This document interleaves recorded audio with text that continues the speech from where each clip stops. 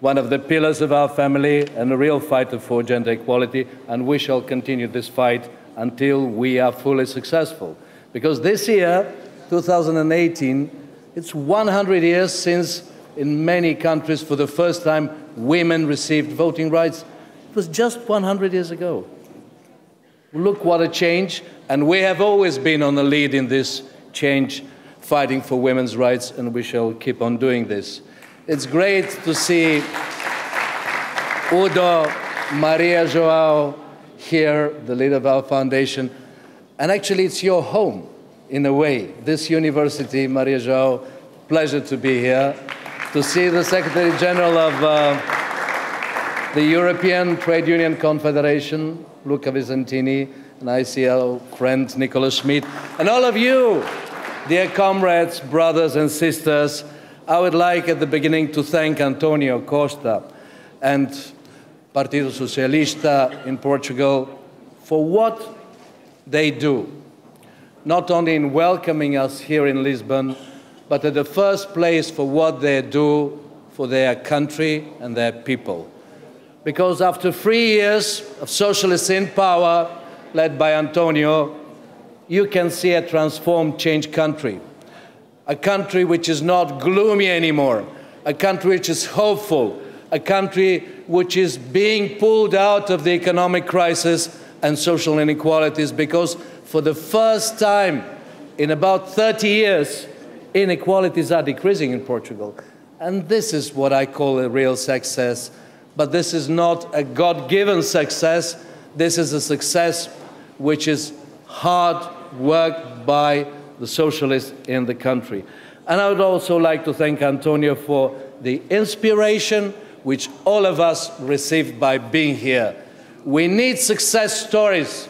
We need to show that socialist governments can deliver, that they are working for average, normal people, and they are changing their lives for better. And thanks to all of you for being here, united and self-confident in a moment which is difficult, because we all realize the challenges which we are facing. We all hear the prophets which are saying, social democracy is dead. Are you dead? No. And I want you to say it loud, here, now, during these 2 days, and to bring it to your countries, because we are a family of 150 years. We've had our great achievements. We've had our failures. We have been succeeding and we have been falling. But we always rise on our foot because our values are real.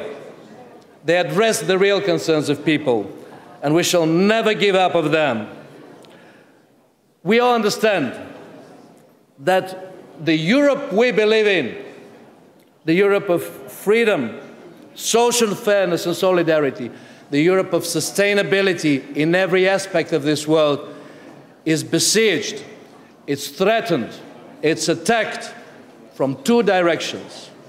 From the extreme right populists who just want to destroy it and who promise a future actually based on a past which never existed, the so-called golden past, but who want to antagonize nations, who want to antagonize societies, who want people to clash. They need the enemy from within and from outside in order to have strength for themselves. They exploit fears which are real in many ways, because too many people are feeling abandoned by the national governments and by Europe.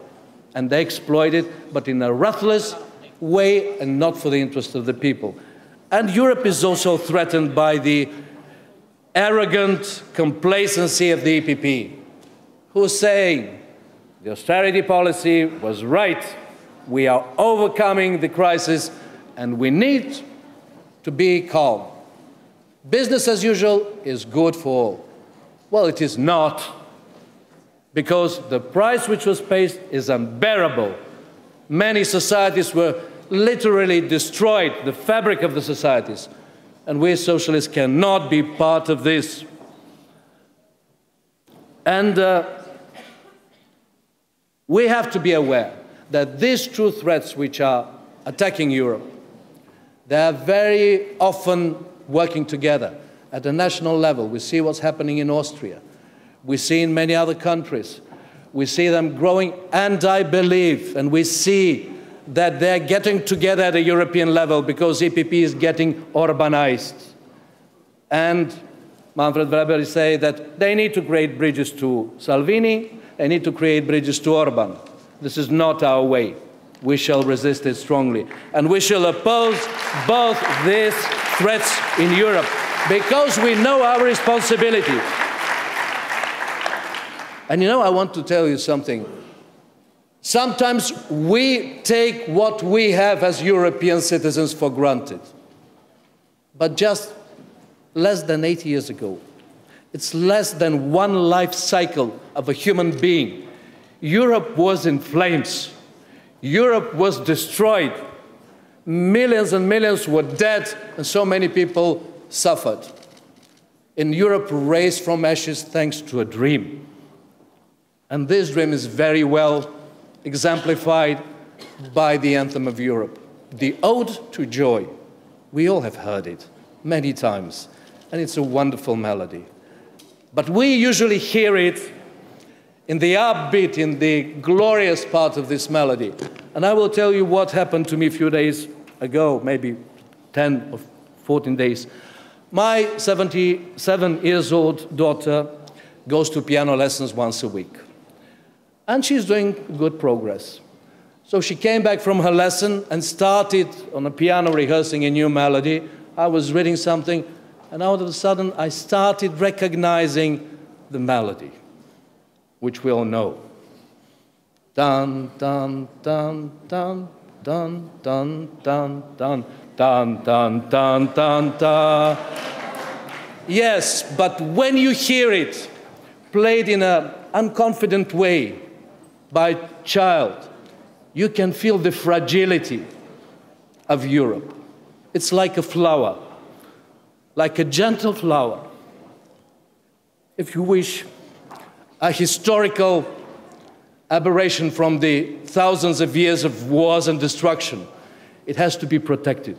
It has to be cherished. And we are the ones who have this historical responsibility. For the sake of those who are courageous to abandon the black, dark past, and for the sake of our children and grandchildren, there is no retreat for us from this position. And this will be like this in these elections. But if we want to be credible, talking to people about our plans for Europe, which are very good, Udo, which are very good, Maria João, which we elaborate together and which are a real plan, we also have to admit our mistakes and failures in the past, because then we shall be more credible. Because there were good times for Europe and for our family when we had 11, 12, 13 prime ministers. And we could then deliver the welfare state which we created in our countries to the European level. We failed. We missed this opportunity. We have to admit that we didn't create solid enough grounds for our common currency, that it was shaken by the economic crisis. Sometimes we embrace the liberal, neoliberal mantra of the fair market, which is creating welfare for all. And this actually paved the way for speculative capitalism and for the financial and economic crisis. Sometimes addressing the countries of Central and Eastern Europe, we were giving also wrong proposals and examples which weakened their economy, which created oligarchic capitalism in many of these countries and created such big inequalities that people are discontent.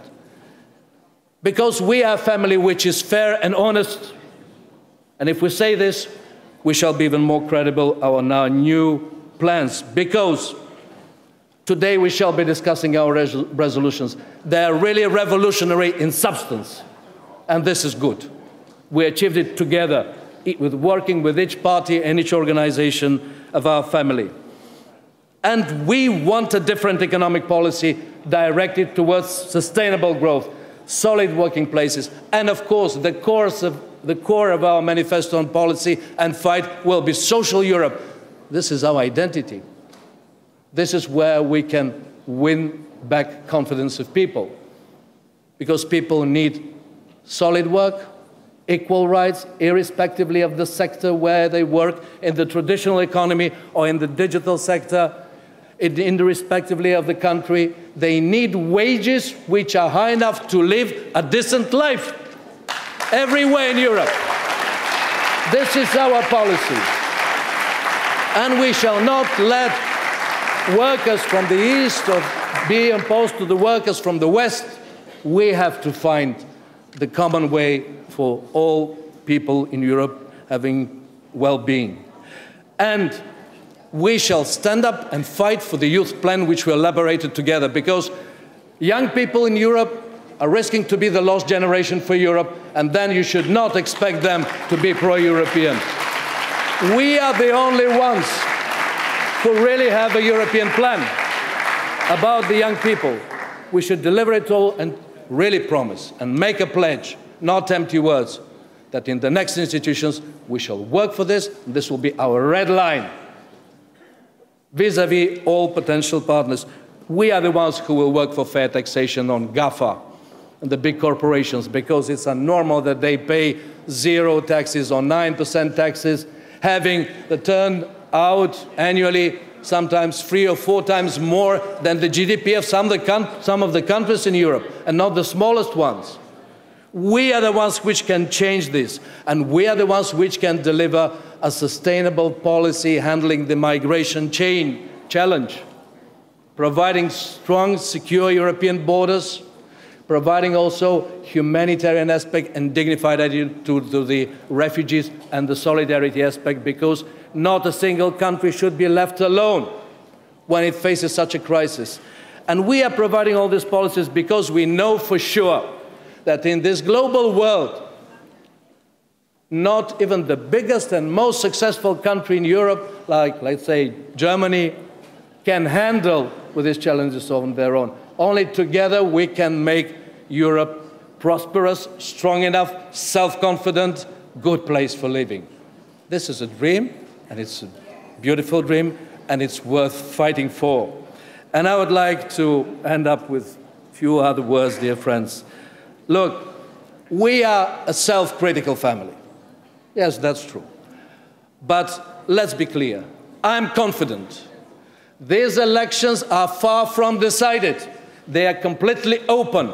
It's in our hands to make them a big return for the social democratic family. But we can do it only together. We are in the eyes of a perfect storm. It can destroy Europe, it can destroy a family, but if we are united, if we are ambitious, self-confident, we can do it. You will be hearing from France tomorrow. And I'm very proud of having such a candidate. France could have avoided this fight. He could have had a good perspective as commissioner for the future, sparing his fights, sparing the attacks on him. But I'm confident, you are confident, and you will be even more confident tomorrow that he is the person who has a mission, and he will do it. And finally, when I mentioned that we are self-critical, we should also be proud of who we are, because we are worth it. Our values are worth it. Our family has a history. We're entering a new period, which requires a new era, which requires new solutions, and we have them. So, dear friends, let's stop whining, complaining that we are weak, that we cannot change. Let's stop self-flagellation. Let's stand up, keep our ranks together, make a good fight, and win the European elections. That's it. Thank you.